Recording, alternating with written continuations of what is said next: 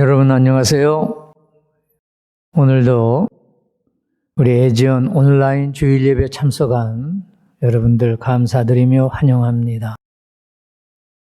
예배가 끝날 때까지 경건한 마음으로 예배에 임해 주시기를 부탁을 드립니다. 이제 다 함께 묵도 들으심으로 주일 예배 시작하겠습니다.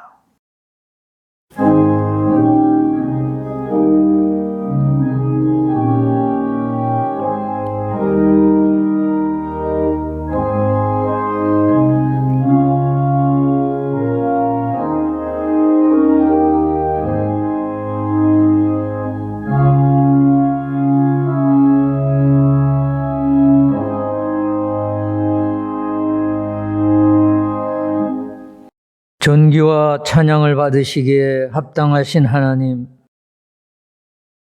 하나님의 극진하신 은혜와 사랑을 생각하며 감사와 찬양을 드립니다.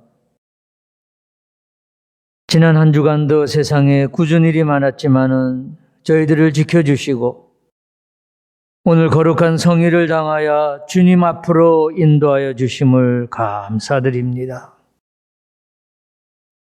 이 시간 나려주시는 말씀을 통하여 하나님의 뜻을 바로 알게 하시고 하나님 앞에서 결단하는 귀하고 복된 시간이 되게 하여 주시옵소서. 오늘도 예배를 위하여 수고하는 모든 사역자들에게 축복에 축복을 더하여 주시고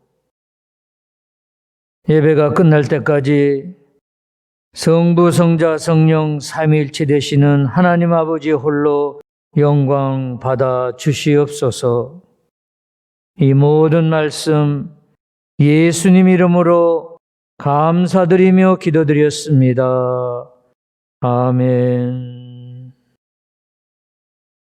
이 시간에는 찬송가 570장 우리 다 함께 부르겠습니다. 가사가 화면에 나오고 있습니다.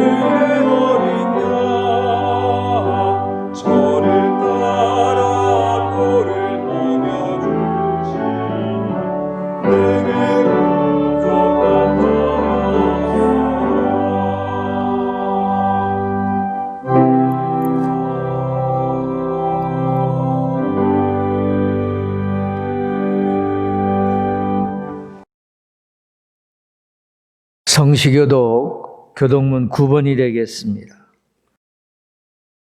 여호와여, 주의 장막에 머무를 자 누구오며 주의 성산에 사는 자 누구오니까? 정직하게 행하며 공의를 실천하며 그의 마음에 진실을 말하며 그의 혀로 남을 허물하지 아니하고 그의 이웃에게 악을 행하지 아니하며 이자를 받으려고 돈을 부어 주지 아니하며 뇌물을 받고 무죄한 자를 해하지 아니하는 자이니 이런 일을 행하는 자는 영원히 흔들리지 아니하리이다. 아멘. 이 시간에는 김현섭 목사님 저희들을 위해서 기도해 주시겠습니다. 온 우주의 통치자이신 아버지 하나님, 거룩한 주일 주의 백성들이 각자의 처소에서 하나님을 찬송합니다. 사모하는 마음으로 드리는 저희의 예배로 영광을 받아 주시옵소서. 성령이 이끄시는 예배를 통하여 흩어졌던 마음을 정돈하고 예수만 바라보게 하옵소서. 모임으로 드리는 예배는 아니지만 익숙함과 나태함을 버리고 더욱 십자가의 은혜를 의지하게 하옵소서. 비록 저희는 코로나19로 불편하고 힘든 시간을 보내고 있지만 계절이 가고 오는 것처럼 하나님은 변함없이 자연을 통치하고 운행하심을 믿습니다.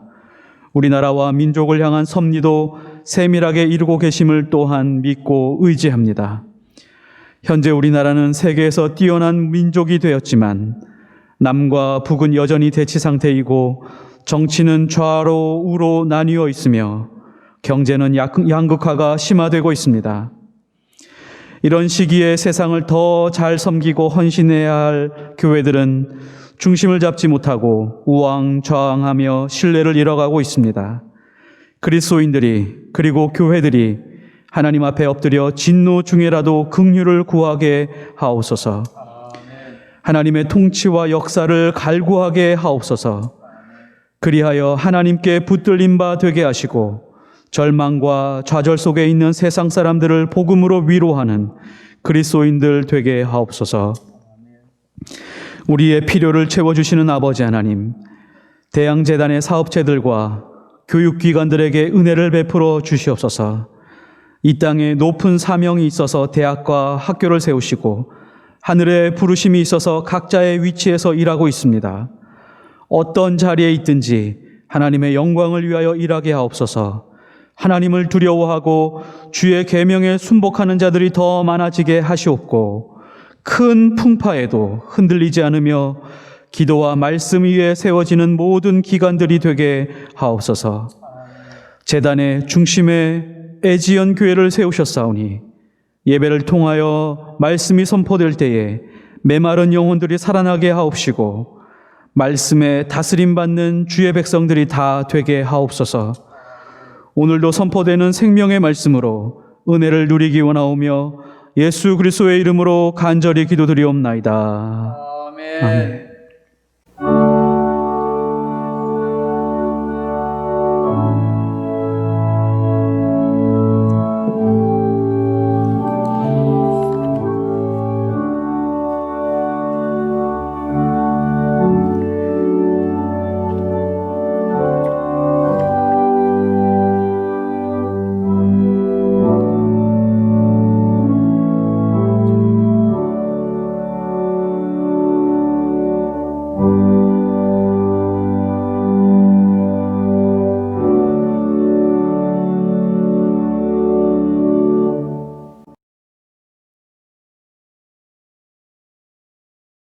오늘 아침 저에게 주시는 말씀 마태복음 20장 1절에서 16절까지입니다.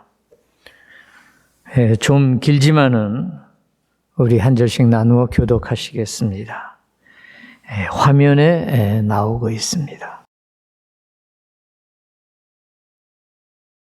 천국은 마치 품꾼을 얻어 포도원에 들여보내려고 이른 아침에 나간 집주인과 같으니 그가 하루 한 데나리온씩 품꾼들과 약속하여 포도원에 들여보내고 또 제3시에 나가보니 장터에 놀고 서 있는 사람들이 또 있는지라 그들에게 이르되 너희도 포도원에 들어가라. 내가 너희에게 상당하게 주리라 하니 그들이 가고 제6시와 제9시에 또 나가 그와 같이 하고 제11시에도 나가보니 서 있는 사람들이 또 있는지라 이르되 너희는 어찌하여 종일토록 놀고 여기 서 있느냐. 이르되 우리를 품꾼으로 쓰는 이가 없음이니이다. 이르되 너희도 포도원에 들어가라 하니라. 저물 때 포도원 주인이 청지기에게 이르되 품꾼들을 불러 나중 온 자로부터 시작하여 먼저 온 자까지 싹쓸 주라 하니 제11시에 온 자들이 와서 한 데나리온씩을 받거늘 먼저 온 자들이 와서 더 받을 줄 알았더니 그들도 한 데나리온씩 받은지라. 받은 후 집주인을 원망하여 이르되 나중 온 이 사람들은 1시간밖에 일하지 아니하였거늘 그들을 종일 수고하며 더위를 견딘 우리와 같게 하였나이다. 주인이 그 중에 한 사람에게 대답하여 이르되 친구여 내가 내게 잘못한 것이 없도다. 내가 나와 한 데나리온의 약속을 하지 아니하였느냐. 내 것이나 가지고 가라. 나중 온 이 사람에게 너와 같이 주는 것이 내 뜻이니라. 내 것을 가지고 내 뜻대로 할 것이 아니냐. 내가 선함으로 내가 악하게 보느냐. 이와 같이 나중된 자로서 먼저 되고 먼저 된 자로서 나중 되리라. 아멘. 생명의 말씀입니다. 이 시간에는 하늘연 성가대의 특별 찬양이 있겠습니다.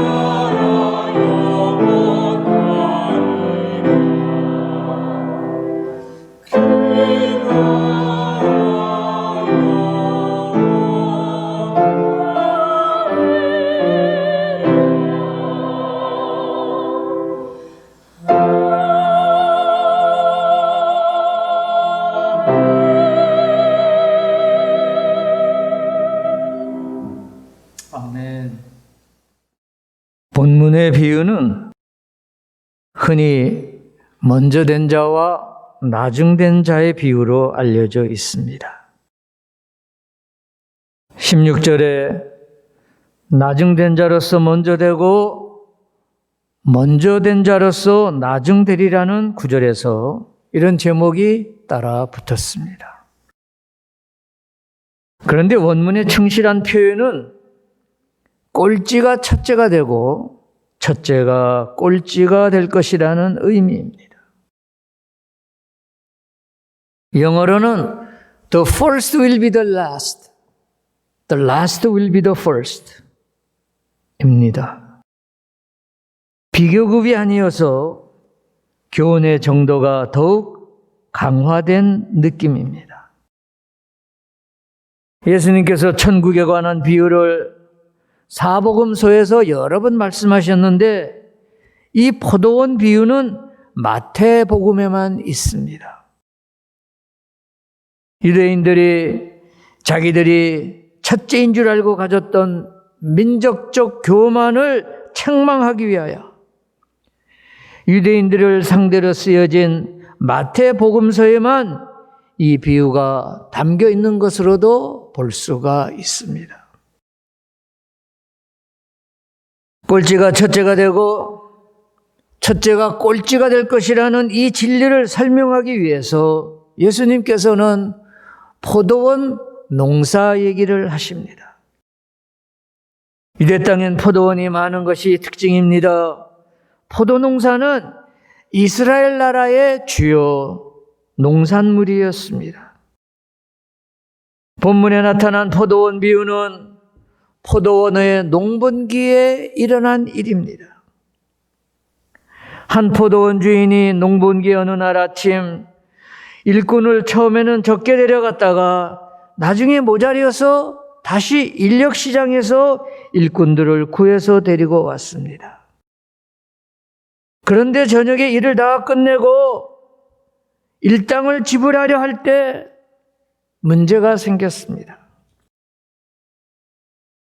팔레스타인 지방은 9월 하순쯤 되면 포도는 익을 대로 익습니다. 그래서 10월이 오기 전에 포도원 추수를 서둘러 끝내야 합니다. 아침에 집주인이 한 데나리온씩 품값을 약속하고 일꾼들을 포도원에 보냅니다. 그러나 일손이 모자라자 제3시에 다시 장에 나가서 일꾼들을 데려다가 일을 시킵니다. 그래도 손이 모자라니까 제6시, 제9시, 제11시 이렇게 여러 번에 걸쳐서 일꾼들을 데려다가 일을 시키게 됩니다.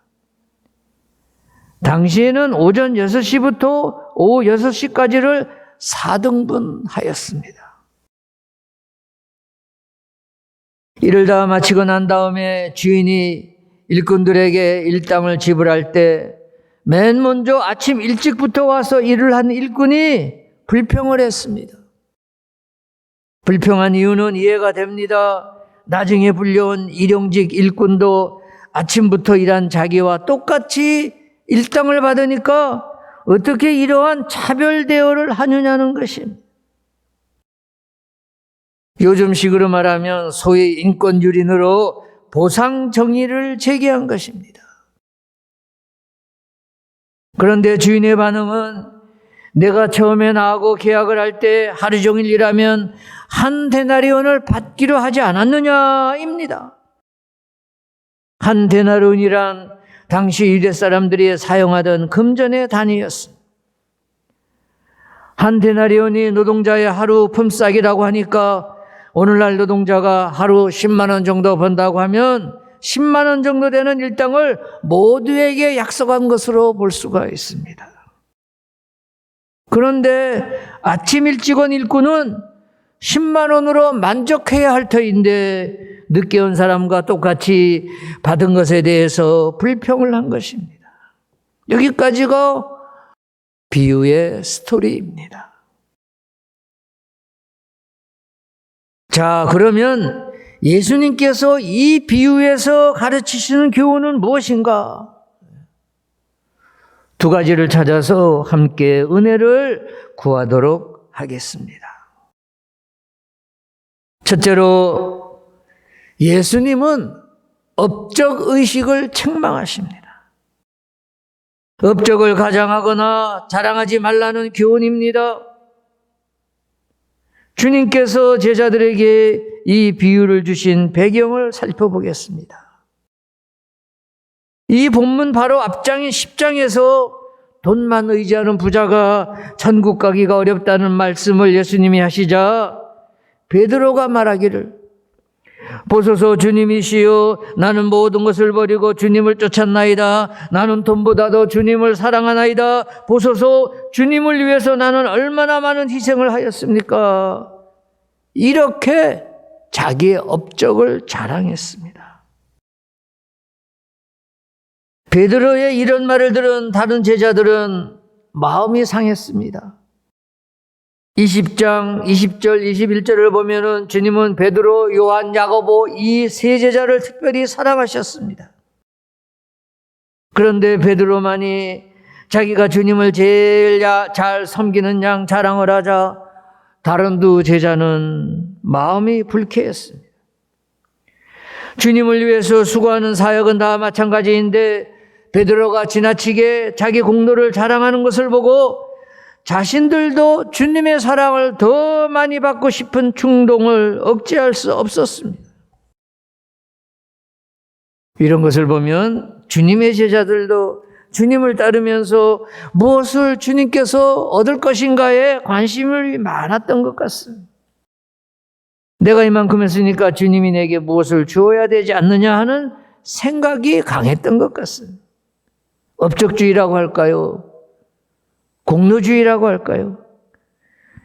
그들은 이런 태도를 가지고 주님을 따랐던 것입니다.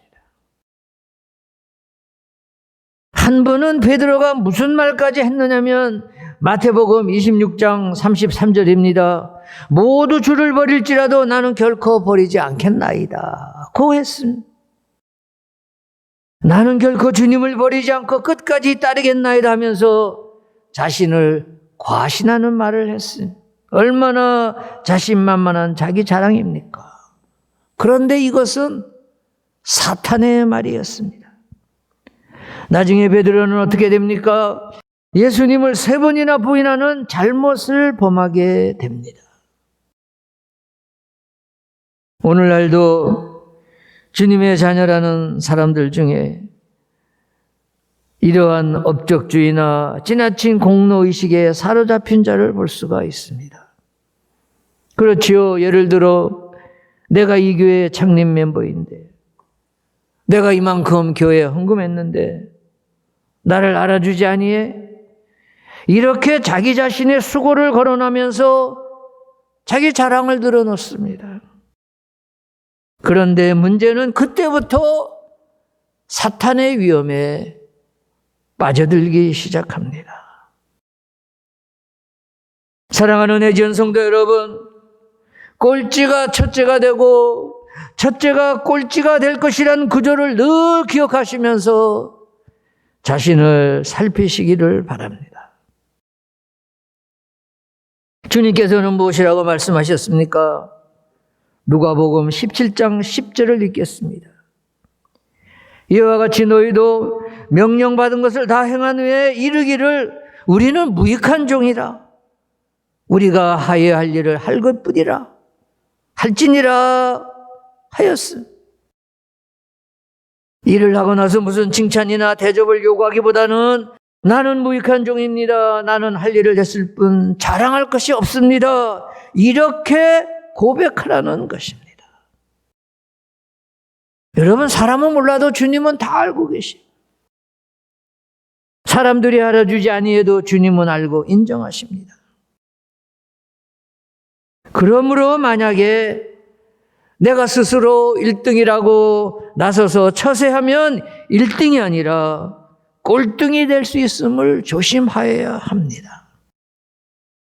여러분 생각해 보세요.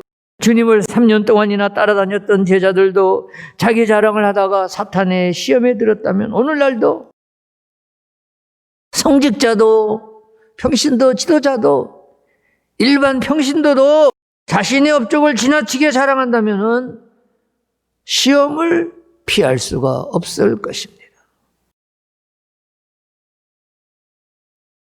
오늘날 대형교회를 비롯하여 한국교회가 당면한 문제 중에 가장 심각한 문제가 무엇입니까? 담임 목사들이 내가 개척한 교회인데, 내 교회인데, 내가 세운 교회인데 라는 말을 합니다. 주님께서 일하라고 부르셨기 때문에 해당 교회에서 주님의 일을 한 것이지 자기의 공로라고 생각해서는 안 됩니다. 여러분, 우리는 내가 받은 바 은혜는 크고 많은데 나는 주를 위해서 한 것이 없습니다. 나는 무익한 종일 뿐입니다. 라는 겸허한 자세를 가지고 주님의 몸된 교회를 섬기고 또한 성도님들을 받들고 섬겨야 합니다. 그리고 봉사를 하고 나서는 주님이 주신 은혜에 비해서 너무 적고 부족한 봉사였다고 하면서 아쉬워하는 마음이 우리에게 있어야 합니다. 둘째로 이 포도원 비유는 선민의식을 가진 유대인에게 주신 교훈입니다. 유대인들은 자기들이야말로 먼저 된 자라는 자고심을 가지고 있었습니다. 그래서 유대인들은 다른 민족은 다 이방 민족이요 택함받지 못했기 때문에 버림받은 민족으로 생각했습니다. 여러분, 사도 바울이 복음을 전하는 과정에서 왜 많은 위험을 겪어야 했습니까? 유대인의 독선적이고 배타적인 우월감 때문에 사도 바울이 당한 고통은 이루 말로 다 할 수가 없습니다. 이방인들에게 당한 것보다도 동족인 유대인에게 더 심하게 당했습니다. 가이사 앞에서 당한 고통보다도 유대교 제사장들 앞에서 훨씬 더 큰 고통을 당했습니다. 얼마나 유대인들이 사도 바울을 미워했으면 바울을 죽이지 않으면 밥을 먹지 않겠다고 40인으로 구성된 결사대까지 만들었겠습니까? 왜 그랬습니까? 바울이 개정한 이후 이방인과 유대인을 동등시하는 것을 민족을 배신하는 반역 행위로 보고 바울을 그렇게 미워했던 것입니다. 여러분, 하나님께서 유대인의 믿음의 조상인 아브라함을 부르신 것은 아브라함의 씨로 말미암아 장차 다윗이 나오고 다윗의 후손에서 예수 그리스도가 태어나시게 하시기 위한 하나님의 계획과 뜻이 있었습니다. 그런데 유대인들은 막상 예수 그리스도가 오셨을 때는 메시아이신 예수님을 인정하지 않고 오히려 배격한 것입니다. 이것을 우리에게 적용해 보면 어떤 사람은 어려서부터 예수를 믿었고 어떤 사람은 노년기에 예수를 믿었습니다. 포도원 비유를 오늘날 우리들의 상황을 놓고 비춰보면 예수님을 일찍 믿거나 오래 믿은 사람들이 있고 늦게 믿거나 초신자들이 있습니다. 그런데 문제는 늦게 믿은 사람이나 새로이 믿은 사람들을 무시하는 경향이 있지 않는가 하는 점입니다. 어떤 분에게 언제부터 예수 믿었습니까? 물어보면 나는 모태에서부터 믿었습니다. 30년이 넘었습니다. 라고 자신 있게 대답합니다. 사실 모태에서는 예수님을 믿을 수가 없어요. 그런데 문제는 모태신앙이면 그만큼 신앙이 성장했어야 할 터인데 말만 모태 신앙이지 신앙 상태가 그렇지 못한 것을 보면 참으로 안타깝습니다. 사랑하는 성도 여러분, 혹시 여러분 중에 일찍 믿었다고 자긍심만 갖고 있는 성도는 없습니까? 초신자를 보고 무시하면서 자기 자신을 지나치게 과신한다면 이는 잘못입니다. 여러분, 아침에 일하러 왔느냐, 저녁에 일하러 왔느냐는 중요하지 않습니다. 아무리 일찍부터 포도원에 가서 일을 한다고 할지라도 즐거운 마음으로 일하지 아니하고 마지막 결상 때 불평을 한다면은 너는 꼴찌라는 책망을 받고 말 것입니다. 그러나 일을 늦게 시작했지만은 감사하며 기쁨으로 일할 때 주인으로부터 온전한 보상과 칭찬을 얻게 될 것입니다. 여러분, 이렇게 말씀드리고 싶습니다. 늦게 예수님을 알았지만은 열심히 믿은 사람은 정말로 큰 축복을 받은 사람입니다. 한편으로 어려서부터 오랫동안 믿은 자는 이건 역시 크고 놀라운 축복입니다. 그러나 시작은 1등이었으나 결과는 꼴찌가 되어서는 안 됩니다. 사랑하는 애전 성도 여러분, 일찍 믿었든 늦게 믿었든 언제나 새로운 결심을 가지고 중심을 다해서 하나님과 교회를 섬기고 받드는 주님의 백성들이 되시기를 기원합니다. 다 함께 기도하시겠습니다. 하나님, 저희들에게 은혜를 베풀어 주셔서 먼저 된 것을 자랑하지 말게 하시고 항상 주님이 인정해 주시는 칭찬받는 일꾼들이 되게 하시옵소서. 지칠 줄 모르는 믿음을 가지고 겸손한 마음으로 하나님과 교회를 섬기며 성도님들과 교제를 나누는 주의 자녀들이 되게 하여 주시옵소서. 예수님의 이름으로 기도드렸습니다. 아멘.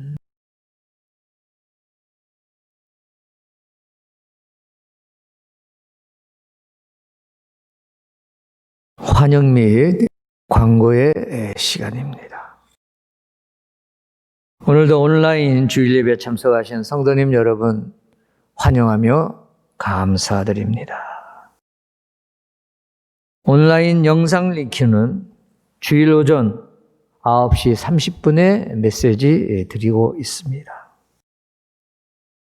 또한 이미 공지한 바와 같이 애지연교회 주일 대면 예배를 다음 달 11월 1일부터 재개할 예정입니다. 예배 시간은 오전 10시로 변경되었습니다. 착오 없으시기 바랍니다. 저희가 대면 예배를 위하여 코로나19 방역 조치를 철저히 준비하도록 하겠습니다. 이달의 기도 제목, 첫째로 우리 재단과 재단에 속한 모든 기관의 지속적인 성장과 안정 속에서 발전이 있기를 위해서 기도하시고, 또한 애지연교회와 모든 우리 애지연교회 관련된 사역에서 수고하는 우리 사역자들을 위해서 기도해 주시고, 2학기 학생 체포를 통해서 듣는 모든 수강생들에게 복음이 소개되고 전해질 수 있도록 여러분 꼭 기도해 주시기를 부탁을 드립니다. 이제 제가 축도하고 오늘 주일 예배를 마치도록 하겠습니다. 이제는 성부, 성자, 성령님의 감화감동, 위로, 축복하심이 오늘 들려주신 말씀을 통하여 겸손한 마음으로 하나님과 교회를 섬기고 성도님들과 교제하기로 마음속 깊이 강하게 다짐하는 사랑하는 주의 백성들, 저들의 바람과 모든 기도 제목과 또한 우리가 소속되어 섬기는 애지헌 교회와 대양재단과 소속된 모든 기관과 세정인들 위해, 나아가서 우리의 조국 대한민국 위에 지금으로부터 세상 끝날까지 늘 함께하여 주시옵기를 간절히 축원하옵나이다. 아멘.